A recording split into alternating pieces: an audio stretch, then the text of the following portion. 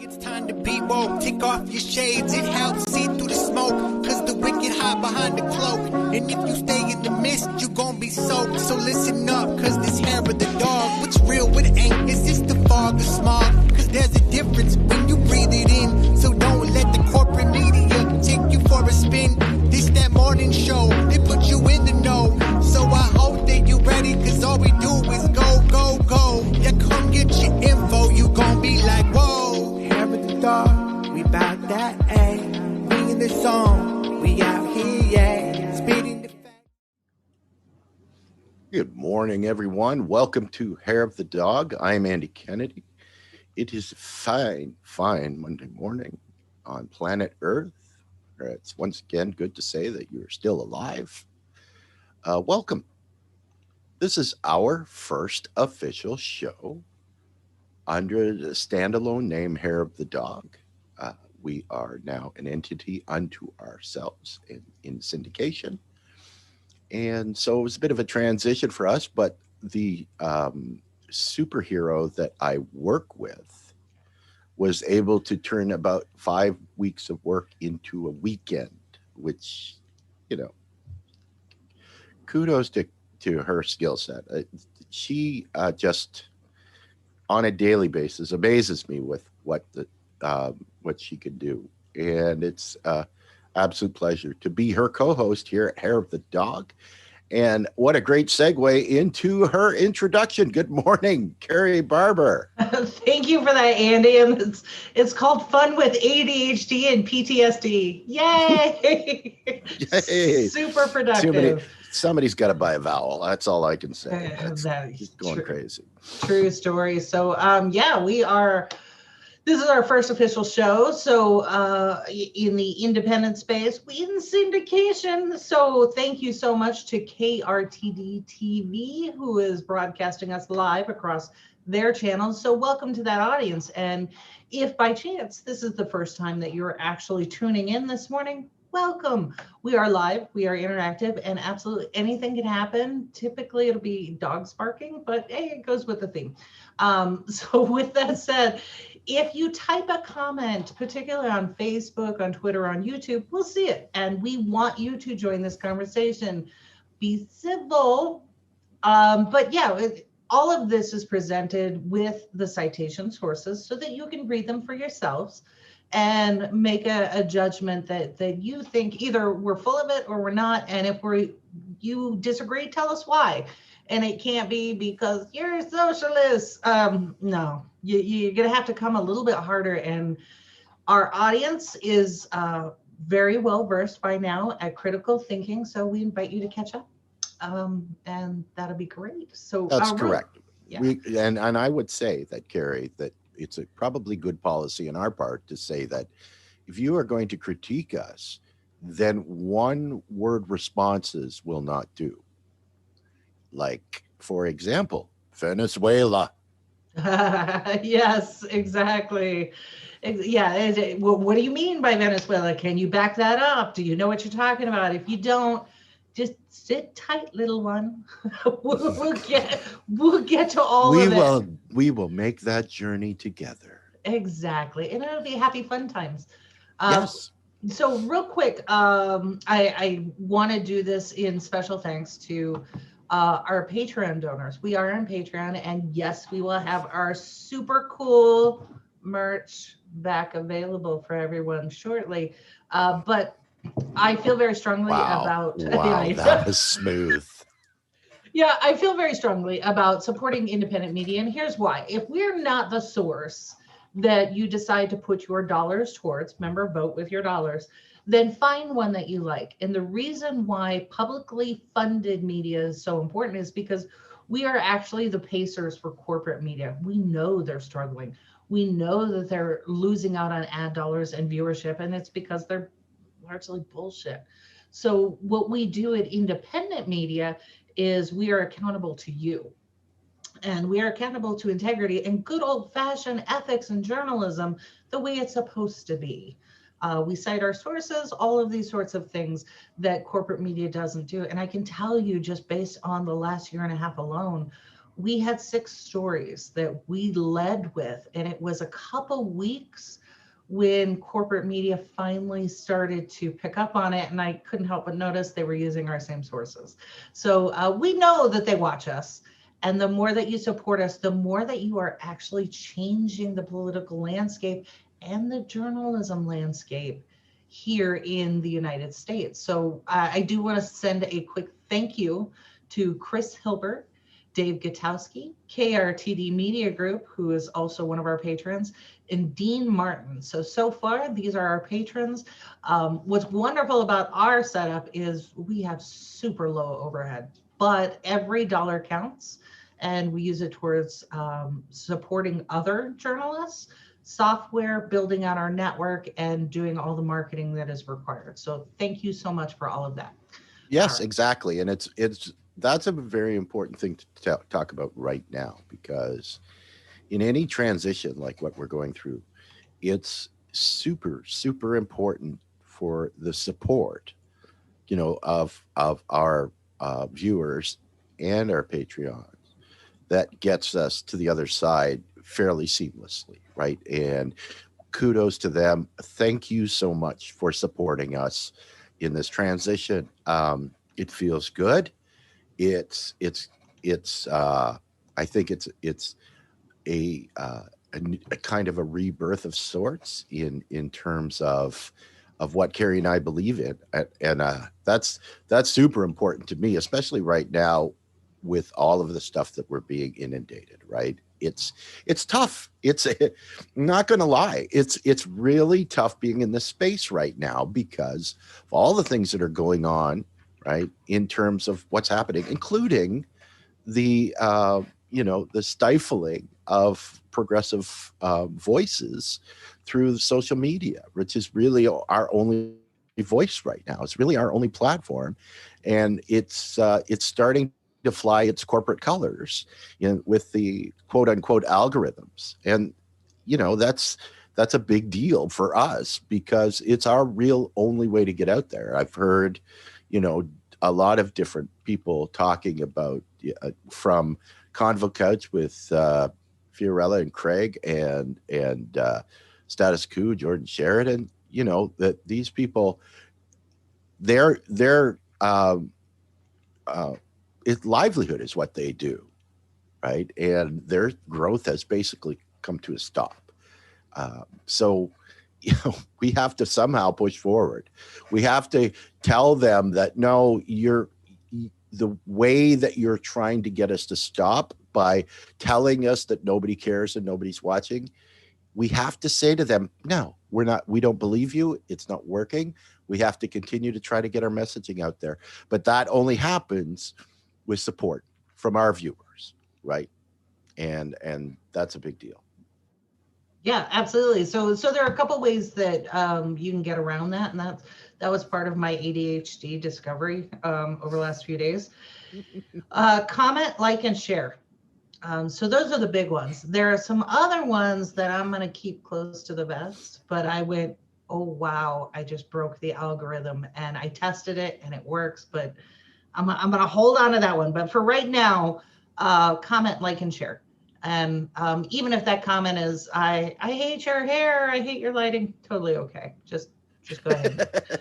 And nothing new. Nothing doesn't surprise me at all. So all right, so let's get started. Andy, you had an Uncle Andy rant that you wanted to do this morning. Well, it's not so much a rant. I just wanted it's more of an anecdotal thing, and it's on a personal level for me here in Ontario, in the middle of the province in Canada, where we're seeing that the vaccine rollout, of course, isn't rolling out as well as people had hoped, as governments had hoped, right? And when we talk about, the restrictions on society and our spending limits, that it isn't the money, it's the resources. And this is a perfect example of it, right? That you can have all of the buying power in the world, but if the stuff's not there to buy, you ain't getting it, right? And that's what all the countries right now are dealing with, is the restrictions of the companies that are creating the vaccines and they just can't roll them out fast enough, right? And as we see the variants happening, people getting worried, and we also see people that don't believe that this is real or are just tired of being stuck in their homes coming out, that we're really coming to a head. Well, my own personal dealing with choosing a vaccine and what I do is, to be honest, in my family, the one medical condition that is prevalent, maybe not prevalent, but at least rears its head here and there, is stroke.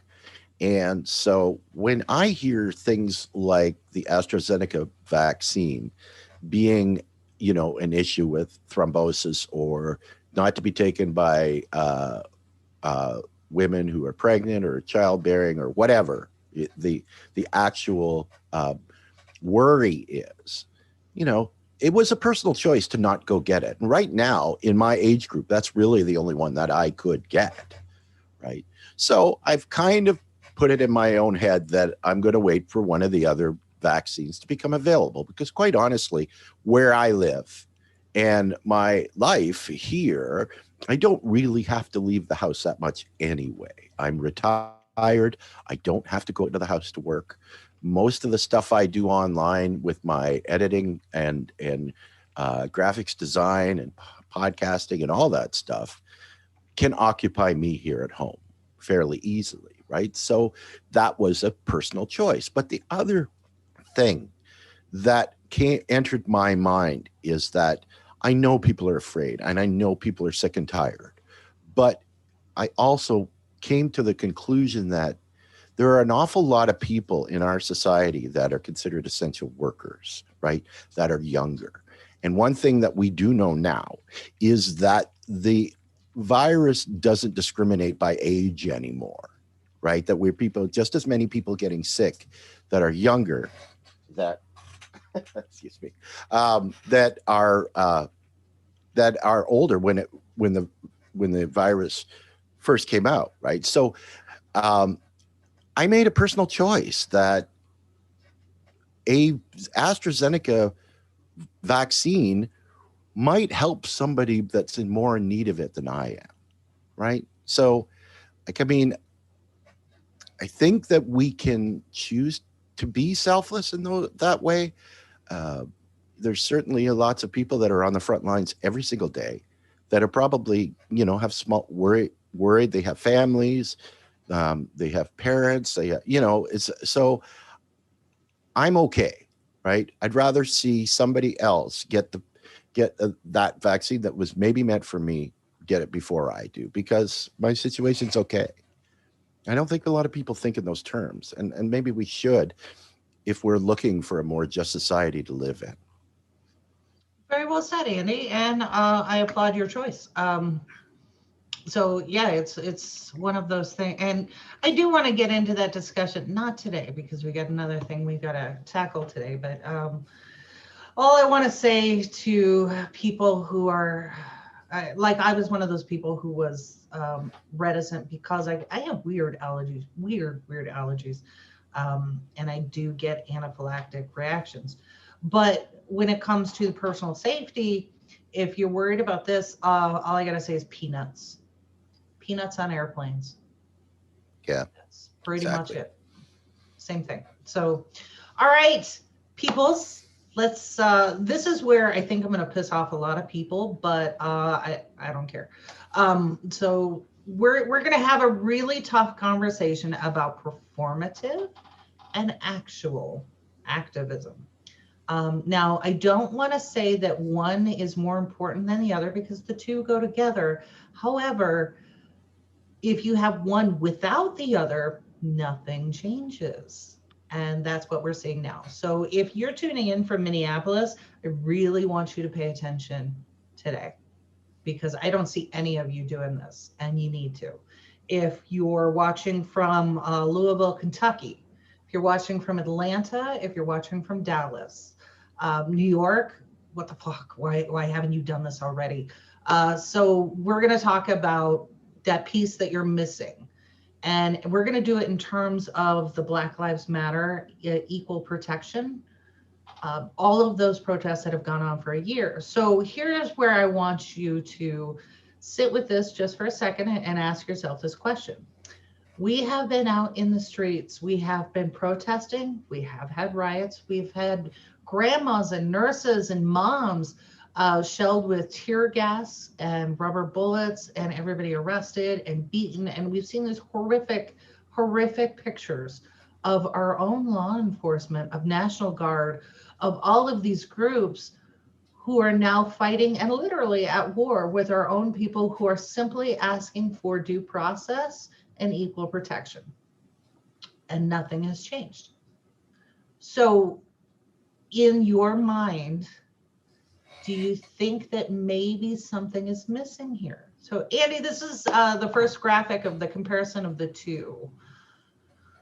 Because I really want people to think about this. Which is asking for permission and which is demanding action, right? So when we get out in the streets, and we should, this is part of the First Amendment, you are signaling to the local representatives, your state representatives and national, we stand with our people, something is not right.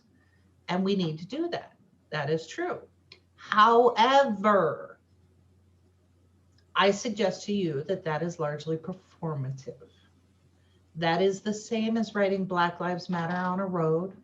That is the same as a politician standing out there saying, we're with you, and then nothing changes, right? So again, I want to say it's necessary, but one without the other changes nothing. So my question to you is, are you done getting maced? Are you done with the tear gas? Are you done with the rubber bullets? Are you done asking for change? Because there's a piece that I want you to add to this, to consider it. It's a piece that is part of your power. It is your right as a citizen in this country. And it largely doesn't matter if you are an immigrant, naturalized, or a natural born citizen. This process is available to you, and I don't see any of you using it, and I want to introduce it to you today. Because this process is the legal piece that has been missing from all of these protests. And that legal piece is the one thing that they fear. And why can I say with credible reference that they fear this is, number one, for those of you who are vote blue no matter who, and maybe you're active in your political party, has your chairperson, has your vice chair, has any of your district leadership introduced you to the petition and referendum process? Have they explained this process to you? Outside of trying to get a candidate on the ballot, do they tell you about this process? Do they explore it with you? Do they make sure you understand all of it? If the answer is, what referendum process? There you go. There's your proof. So these are the people, particularly if you're Green Party, blue, our Republicans are phenomenal with this process, so I'm not going to worry about them. But if you are in a political party and they're not talking about this, you got to ask yourself, why not? Because this is the foundation of your civic engagement.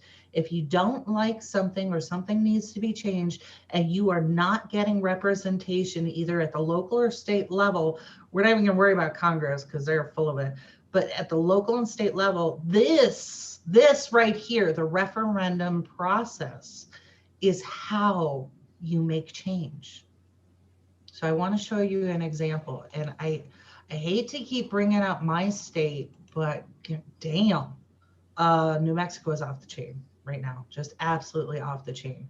So one of the links that I included was to this bill that New Mexico had, where New Mexico is the second state to do this, but New Mexico went even further. So New Mexico repealed qualified immunity for every city police officer, every sheriff, every representative at a state and local level, every judge, every guardian, all of them. now no longer have the shield of qualified immunity. And isn't that what we're talking about when we're talking about reforming police departments? And oh, by the way, did you all see the headline where the Oath Keepers, that terrorism group, the Oath Keepers are saying that they're being trained by police departments, by members of law enforcement? If that's not a clear enough signal that we need to make changes now and we need not wait for representatives to do that, then I don't know what is. I mean, what else are you waiting for? What more do you need to see?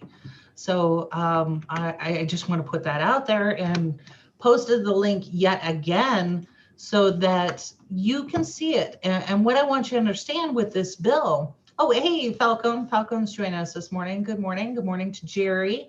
Good morning to everyone else who's watching. We have quite a bit of an audience this morning. So yeah, go ahead and tune in and weigh in on the comments. But I posted the link to New Mexico's bill. And what I'm asking you to do is read it, copy it, steal it.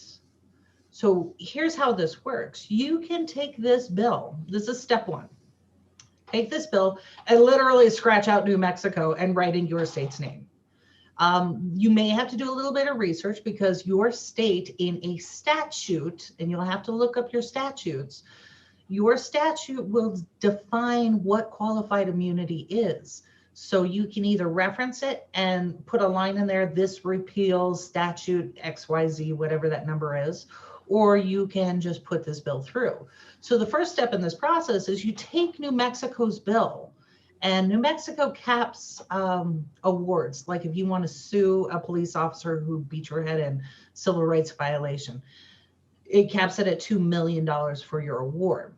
But what it does on the other side of this is, as a taxpayer, if you own a home or a business or you buy something in your state, sales and use, all of those taxes go towards a state budget. So don't confuse state and federal. We're just talking about state right now. All of the taxes that you pay as a resident go into paying awards and lawsuits for all of these wrongful death and civil rights abuses. And we'll get into why that's important in a minute. But what this bill does for New Mexico is says, okay, we're no longer going to fund this for you. You are now personally responsible for, so you, Mr. Officer, who have decided to violate your neighbor's personal civil rights, have to pay this judgment against any award that comes from you.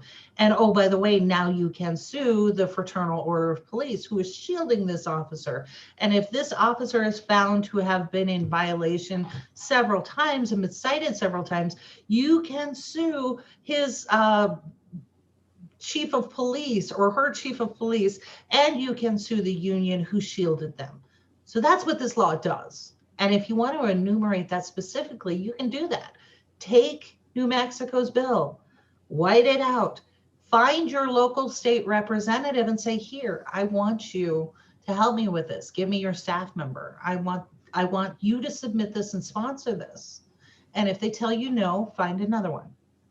And if they tell you no, find another one until you find somebody who will submit this for you. If you can't, well, now you need to replace those people. So that's the first step. Take New Mexico's bill. It's right there. All the legal is right there. Just scratch it out and do it. And get somebody to submit this for you. That changes everything in your state so that you are not just out there protesting, but you're actually making a meaningful change. Unless maybe you like tear gas. Some people are like that. I don't know. So then the second piece of this is going through the ballot access form, ballot measures. So it's a referendum. And what this means is if you can't find somebody who's willing to put the law in, or maybe you can, you want to do this in tandem with it, is you write up a binding referendum. And the difference between binding and non-binding is you must do, or it's a suggestion. So you can go either way. I suggest a binding referendum if your state will allow it. And what you do is you say, we, the people of X state, want to see this change enacted. And if it's binding and it passes on an election, then your state legislature must do this. Then they must write that bill and they must pass that bill. That's how that works. So in the United States, every state is a little bit different about how their ballot access works, their ballot measures. And there are some really great resources. So I posted one to Ballotopedia that has links to all the states. If you have questions about how to write the referendum, and that is super important, and I'll touch on that in a second, but if you have questions about how to write the ballot referendum, then this is where you go to an agency in your state, and every state has one, that is like the Board of Elections or the Board of Electors, or they are just this appointed board that manages how many signatures are required for a referendum, how the wording must be, because in some states you have to have your proposal at the top. We, the people of X state, want to end qualified immunity for X, Y, and Z. And then you've also got to have a counter argument on that ballot too. We, the people of blah, blah, blah, want to keep things as they are because we hate our people, whatever it's going to say. So it all depends on your state. That's a good one to use. Yeah. It's true. I mean, cut through the flowery language. It's true. And I believe that Ohio is that way, where you've got to have on your ballot measure, you've got to have both of them on there. But those agencies, those appointed boards will help you with two things: what the format has to look like, and how many signatures you need to get that statewide on the ballot. So it can be as high as like 25,000 signatures, and that sounds like a lot. But let me push back on that a little bit. If you're in Minneapolis and you're at a protest and all those people around you are your neighbors, if you but had a clipboard with you with your ballot initiative on it, could you not pass that around? So this is the piece that we have been missing this entire year. When you have these gatherings, which you should have, we should have people out there protesting and making their voices heard in performance. That is the piece that helps people understand that, hey, there's a problem. You're raising the issue, and that is vital and necessary. It's also the marketing component of it. The piece that you have been missing is you need 10, 20 people with that ballot initiative on a clipboard going around to that entire crowd and getting their signatures. The signature requirements are different in every state, but typically it's, are you going to be of voting age by the time the election comes around? Are you eligible to vote when you register? So you could be like 17 and a half, 18. In your state, if you have a felony, are you allowed to vote? All those people can sign your petition, and once you meet the threshold, go over the threshold. So if it's 25,000 signatures, somebody's going to try and knock this off and refute some of your signatures. So if it's 25,000, get 40,000, get 50,000. Then it'll appear on your ballot. And what you can do is, once it's been blessed by your state to get on the ballot, now you can continue those protests and advertising and encourage people to vote yes on your referendum. And if it's a binding referendum and it passes, there you go. Now you have stood out there and told people, I'm mad as hell, and you've actually taken the legal action. So Andy, this is the graphic with the ballot measures, referendums and ballot measures. Yeah, it's already up. Oh, perfect. I don't even watch our show. Well, me neither, you know. Yeah, it's just people talking at you. So so I put this out there. Hey, Peter, how are you? Good morning. So I put this graphic out there so that you can see it's a little bit different in every state.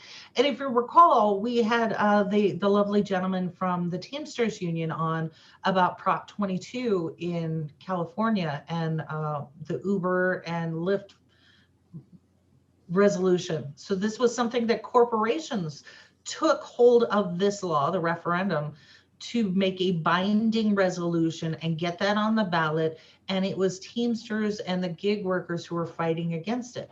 If corporations can do this and get it passed, why wouldn't you take up this initiative and do it for yourselves, right? So again, it's the difference between largely performative and using the law to your advantage. This is available to you. Why would you not? So there's that. But when it comes to the language, this is where it's really important. And I just want to, as a marketing person, language is really important, particularly on a ballot referendum. And here's why. So, Andy, this is the last one, follow the money, officer misconduct. So Colorado is another state that has sweeping reforms. And here's how they did it. So you got to look at the objections of the people who might not support this, right? So if you're standing in a crowd of 10,000 people, obviously these 10,000 people support you. What about the people who stayed home and are calling you Antifa and all of those derogatory things? How do you convince them that this is a good idea? Well, my suggestion to you is follow the money. And I included in today's broadcast not just a primer on what a referendum is, but also this database. This is a sweet little database that includes all the money that has been spent in payouts for police misconduct.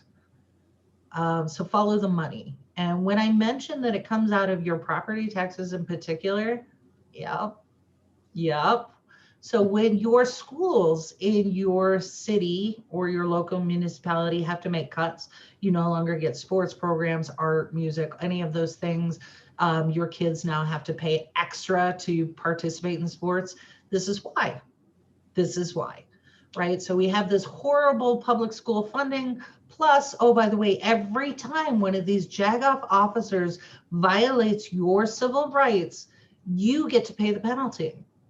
And it's always on the back end. And here is a list of, these are just a couple. I stopped.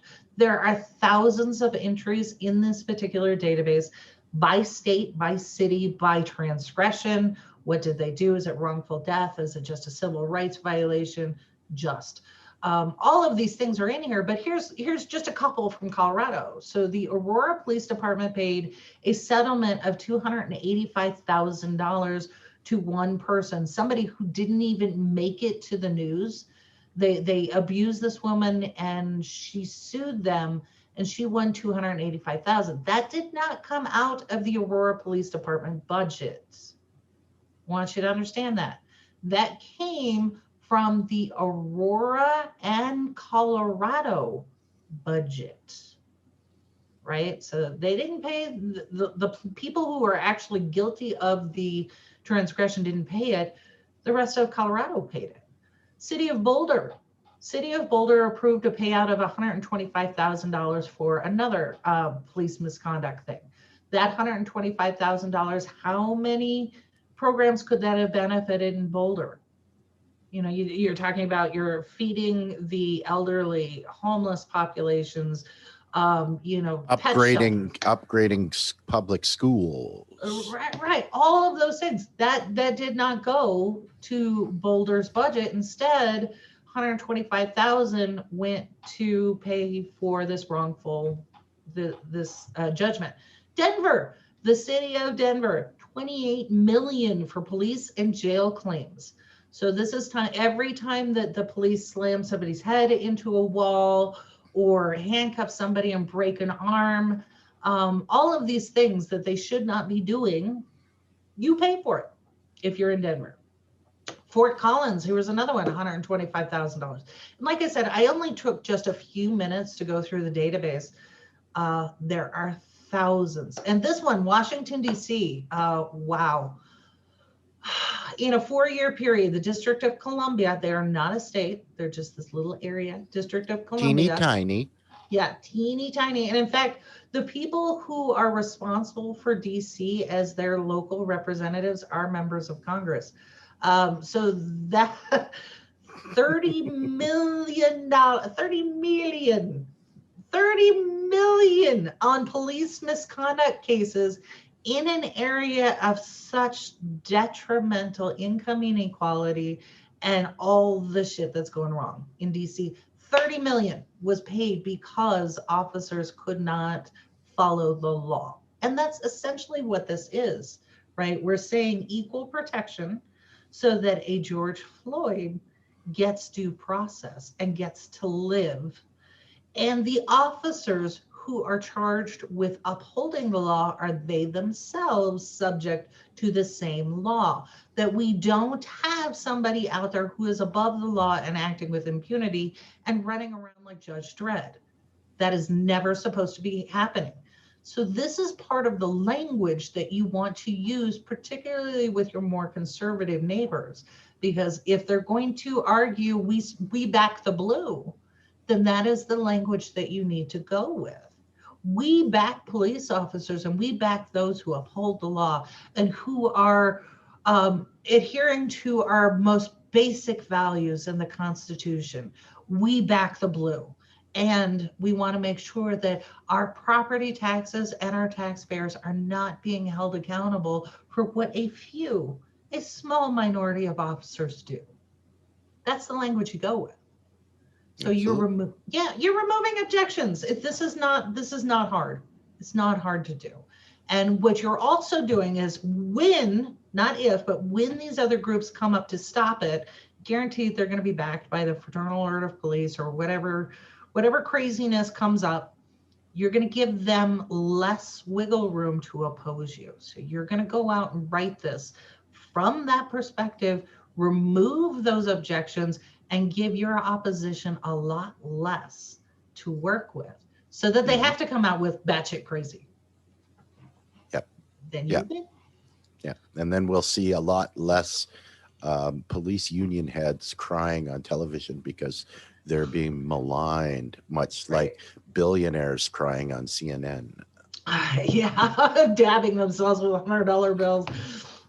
Hey, good morning, Dave. Thanks for joining in. So if you doubt me, if you've listened to this and you think, well, she's just insane, this will never work, there are no good cops. But wait. We had an incident last week that I talked about, maybe you didn't see. Here in Albuquerque, we had 20 officers who were out at a protest. This was a civil rights protest in response to the Derek Chauvin trial and everything else that was going on, these horrific shootings. They were out there protecting the protesters. And what happened was some gentleman, this is an open carry state, some gentleman came and bragged about the weapon that he had with him, that it was loaded, and he was menacing these peaceful protesters. Menacing is, I am a threat to you, and I have no qualms about using this firearm against you right now and harassing and yelling at you. That is a crime. So Albuquerque's police force that was out there arrested that gentleman because that is a crime. You have a right to be out there protesting and do what you need to do. So when they took him to the jail, somebody, and it still hasn't come out who it is specifically, but somebody dropped the charges on that gentleman. So these 20 officers went, wait a second, we have spent way too much time and effort trying to regain the trust of our neighbors in doing our jobs. That person broke the law and you dropped charges? No, we are not going to stand for it. You told us that we need to have a clear chain of command and clear instructions. We thought we were. You're not on the same page, so they all resigned. And what happened was the protesters and everybody else who came out went, yeah, those officers were right. They were with us. They were with us as the citizens. So can you see, particularly you in Minneapolis, how it has been flipped? Because the people here in this state said, we need a change and we are going to execute on this change. And we're going to do it through the legal framework available to us. Do you not want that? Now, I'm not saying New Mexico is perfect, but what I am saying is there's a better way. Are we not tired of this? And a more effective way. Yeah, absolutely. Absolutely. So once again, all of the links that I put out there explains what a referendum is, what the difference between a binding referendum and a non-binding referendum, and then how to get this enacted in your state. So if you have a state legislature, your representative is bullshit and won't assist you with this at all, you don't need them. You don't need them. You can do this. And I would be hard pressed to understand why you couldn't get this done, particularly if you're bringing your clipboards to any of these protests. You should be able to get a signature completed in about a week. Yeah, absolutely. Make sure you bring a flashlight. Yeah, exactly. Clipboard, flashlight, do it safely. I'm not, still take the same precautions, but this is something that you don't need a qualified organization. You don't need a political party. You just need a bunch of willing people and explain to them how this works and be able to move forward. Now, there are tons of groups out there who know how to do this and can help you. I'm not suggesting that you don't work with somebody, but you are not limited by any of that, by money or any of these sorts of things. You can print out your petitions at your local, Kinko's, or on your home printer. You can do this. So, hey, Pamela, good morning. She says, good morning, Karen and Andy, Miss Pamela. Good morning, Miss Pamela. Okay, so Dave says you got to be comfortable doing this with asking for people. Okay, Dave, yeah, that's true. And this is where, you find a neighbor and you can you do some role playing. But I would suggest to you is Facebook user, your name didn't come through. Joined late. Is this talking about referendums for ballot initiatives? Yes, we are. And Pamela, I'm going to post those links for you again, so you can see them. But so getting back to the question, Dave, you got to be comfortable. I'm like, I am far more comfortable saying, hey, let's make this change. Can I get your signature? Than I am getting hit in the face with a rubber bullet. Well, and that's the key, right? Like, I mean, if you're at a protest, every single person had to put their own safety, on the back burner for the greater good of coming out to tell the police that, no, we're not going to stand up for this. That's quite a step forward in getting out of the comfort zone, right? So if you have a clipboard in your hand and you have a whole bunch of people that are out there that are at least passionate, if not angry, would in a second be willing to sign a petition that gives people rights, right? In a place where people don't feel that they have any rights. That's exactly right. You're right. The rights. But yeah, so this is, I don't know. No, I don't want to come down on people because a lot of us don't know that this is available to us. The parties that I think are responsible for us not knowing, these are your local political parties. So once again, if you consider yourself a Democrat or leaning Democrat, go to your local county party and demand that they step up.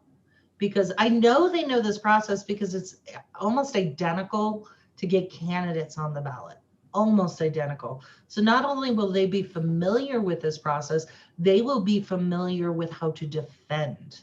Because what's going to happen is those groups that are opposed to getting this on there, they will try to knock signatures off to keep your referendum from appearing on the ballot. So when I talked about whether it's 25,000 signatures that you need, all they need to do is knock enough signatures off to get you below that threshold. So your local political party is well versed in how to collect signatures, who can sign, and how to protect your petitions from being knocked off or challenged or any type of lawsuit to keep it off there. They know how to do this. And if they haven't been explaining it to you, shame on them. Maybe you need new leadership in your local party. So absolutely. Yeah, so if there are any other questions, I'm happy to answer these questions for you, but I got to tell you, this is not a heavy lift, particularly with what we're seeing all across the nation. And let's be honest, while you're out there, the most that you are able to do, the most that they're able to be concerned with, and Andy, you bring this up, shaking a fence. What are you really going to do? Disruptive, right? That's what they're worried about. And they're like, oh, I can guarantee it. They're like, oh, well, these will die down. These once we have the verdict come out and everybody's exonerated and we can kill more people, they'll die down and go away. It'll be fine. But if you go through this referendum process, holy shit, they are going to be so terrified, because now you are using the law in your favor as it was intended. So Right, this. exactly. And I would say that it takes it from being, performative to actually punitive to the bad actors in all of this, right? Like, we're talking about people are upset that when these cases go to criminal court and these policemen are exonerated because of the strength of the police unions and the fear of the court system, quite honestly, right? And it's, oh my God, another cop got off again. Well, we live in a capitalist society. How do you hurt capitalists? You take away their capital, right? Civil court is a totally different thing. If I can take you to civil court and you are no longer protected financially from the burden that you have created, then that is a very major problem. Then the police that think that they are protected on all sides are no longer protected, including police forces, departments, entire areas, right? It's how you hurt them and you take away their funding. You take away the money that goes to protect them. Yep. Yeah, because they're more than happy. And this is another, I guess, conservative talking point. Feel free to use it. They're more than happy to spend your money, not their own. So that is the protection that you are proposing to remove. Spend your own money. So Pamela asked a question, how long have you known about this process? Me personally, 2015. And I had to learn it when I ran for office. And I learned it from the candidate standpoint, particularly in a state where there's so much corruption and so much is used against you to knock you off ballots. And this is how incumbents retain their seats.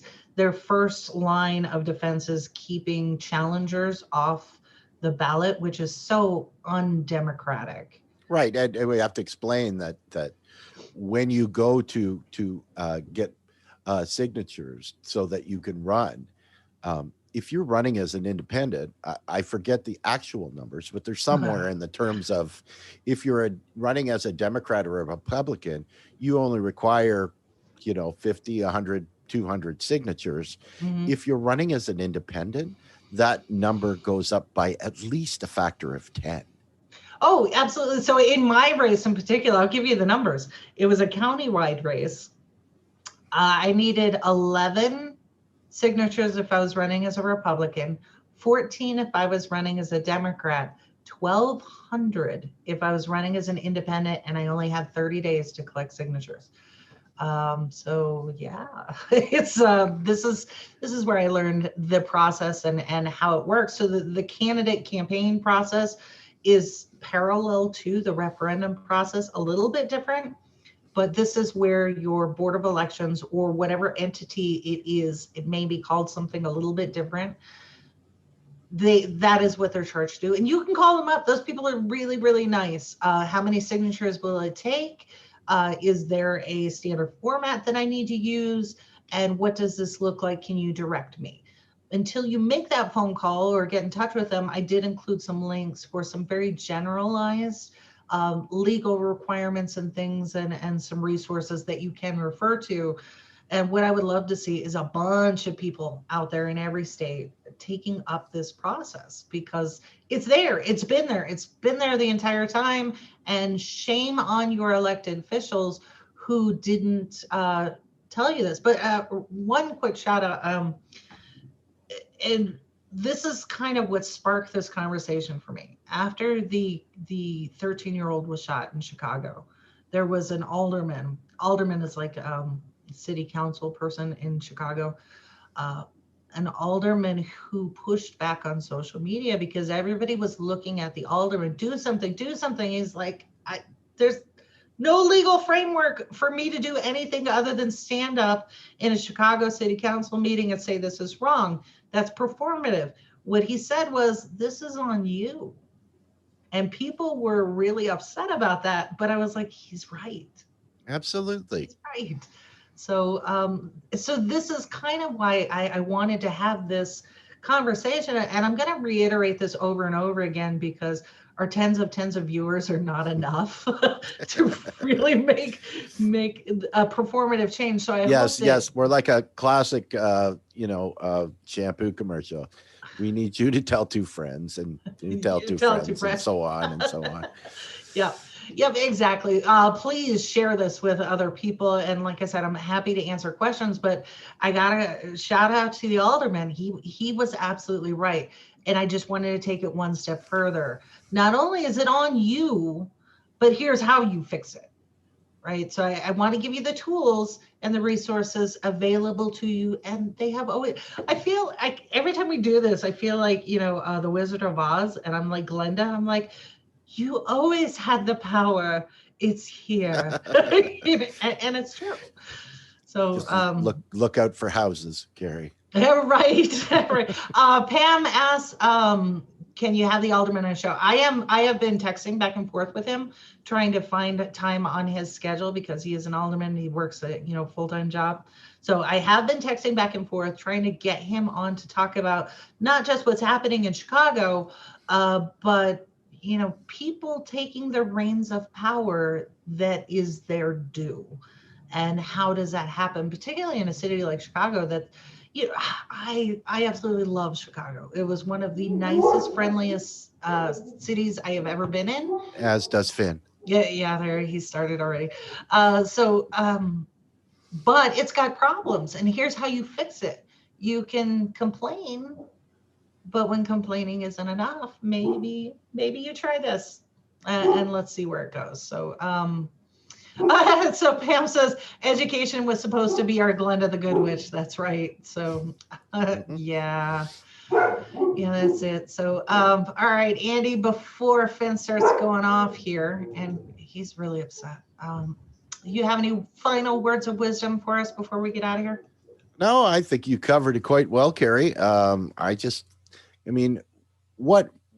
What's the way that we make real change?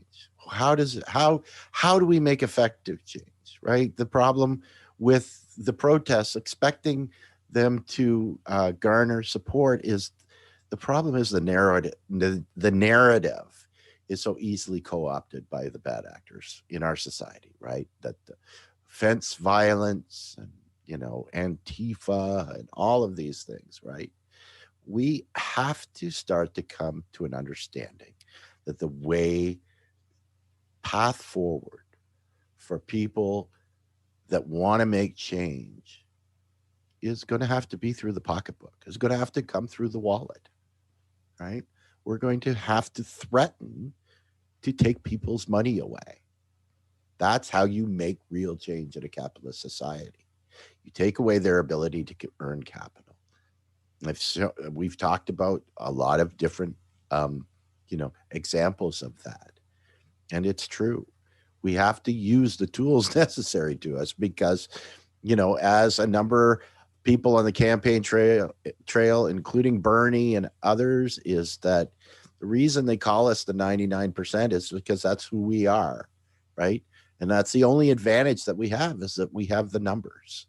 And if we can get our shit together and we could coordinate legally removing our capital from the large corporations and oligarchs that are in charge, that's how you do it, right? They can't make you spend money. That's not illegal to withhold your money from those large. If we can coordinate that in a way that actually starts to eat into the profits of the people that run this place, that's the way that you make this change. And the sooner we learn that, the better. Absolutely, very well said. So just a couple comments came in. I think we have a new fan. Holy cow. Your name doesn't come through, so it just says Facebook user. My apologies, but this person says, I love that y'all love the y'all. I love that. Hey, yeah. Hey, that's a good one. I love y'all speaking about this. Elected leaders, even high up like Bernie and AOC, have so far failed their voters by not directing them to use this process. Our policing system has been broken since the start, and the fact that our electeds don't tell us about this means they want us to believe that we don't have any actual power. We, the people, make real change by protest combined with constitutional actions and ballot initiatives. Exactly, which is why we titled this episode, Make Them Fear You, because that is what's going to change it. So absolutely. Oh, hey, Josh H. from North Carolina. Thank you, Josh. He provided his name. So yes, so this is, I'm assuming your first time watching this, but this is what we do here. It's, we educate, inform, enlighten, and bring you the unfiltered, unvarnished truth. So stick around. Love it. Love it. And so thank you to Pamela, to Dave, to Jerry. Who else did I miss that weighed in on comments? Josh, thank you so much. So we are on Monday, Wednesday, Friday. We are expanding our syndication network. So at some point, you're just going to be sick and tired of seeing us. But we love it. And if you, I know I am.